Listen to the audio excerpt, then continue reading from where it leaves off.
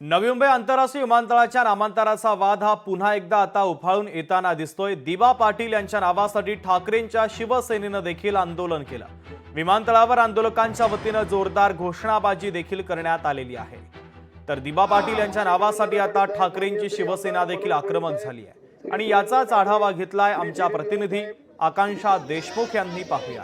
नवी मुंबई आंतरराष्ट्रीय विमानतळ 30 सप्टेंबरला चालू होणार असल्याची शक्यता वर्तवण्यात येत आहे। मात्र नामांतराचा वाद हा अद्यापही मिटलेला नाही आहे। दिबा पाटील यांचं नाव नवी मुंबई आंतरराष्ट्रीय विमानतळात देण्यासाठी भूमिपुत्र आक्रमक झालेले आपल्याला पाहायला मिळत आहेत आणि त्यांनी आज विमानतळ परिसरामध्ये मोर्चाचं आयोजन केलेलं आहे। आपल्यासोबत काही समर्थक आहेत ठाकरे गटाचे।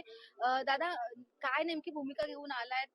दिबा पाटलांचं नाव खरोखर दिलं जाईल का? विमानतळाची घोषणा ज्यावेळी झालेली आहे 15-20 वर्षापूर्वी, तेव्हापासून भूमिपुत्रांची एकच मागणी आहे की स्वर्गीय दिबा पाटील साहेबांचं नाव या विमानतळाला दिलं पाहिजे। आणि त्याच्या मागचं काही मुळात कारण असं आहे की ज्या दिबा पाटलांमुळे इथल्या भूमिपुत्रांना 12.5% वाटा मिळाला, ज्या भूमिपुत्रांना इथल्या दिबा पाटलांमुळे नोकऱ्या मिळाल्या आणि ज्या भूमिपुत्रांची जमीन या सिडकोनी लाटली कवडीमोल भावाने आणि अजून देखील त्या 12.5% प्लॉट अजून इथल्या भूमिपुत्रांना मिळालेले नसताना तुम्ही दिबा पाटलांचं नाव देणार करून एक 10 वर्ष रखडवलं। इथल्या 2 आमदारांनी प्रतिक्रिया दिली की आम्ही असं करू, आम्ही आत्मदहन करू। आणि आता मला वाटतंय या अर्थी इथं उद्घाटन व्हायची घोषणा होती आणि इथं नवी मुंबई इंटरनॅशनल एअरपोर्टचे बोर्ड लागले।